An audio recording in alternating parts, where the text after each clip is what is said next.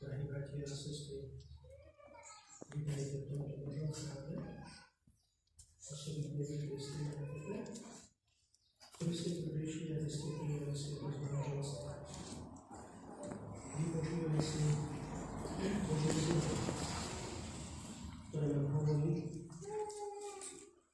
čo Boh povedal o mužovi a žene. Pán s vami. Čítajme do svätého Evanjelia podľa Matúša. Sláva Tebe, Pane. Ježišovi pristúpili farizei a pokúšali ho. Smie človek prepustiť svoju manželku z akýkoľvek príčiny? On odpovedal, nečítali ste, že Stvoriteľ do počiatku stvoril ako muža a ženu a povedal, preto muž opustí otca i matku a pripúta sa k svojej manželke a budú dvaja v jednom tele. A tak už nie sú dvaja, ale jedno telo.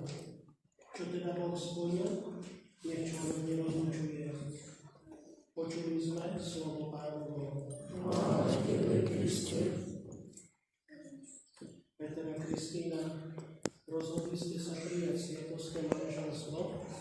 Teraz nastáva tá chvíľa, keď Ježiš Kristus sviatostne spečatí vašu lásku. Preto sa vás pred Bohom a cirkvou pýtam, je toto vaše rozhodnutie slobodné a úprimné? Peter a Kristína, ste rozhodnutí žiť vo vzájomnej láske a úcte po celý život. Chcete prijať deti a vychovávať ich vo viere v Boha? Keď teda chcete prijať sviatostné manželstvo, postavte sa tvárou k sebe, podajte si práve ruky a vyjadrite manželský súhlas.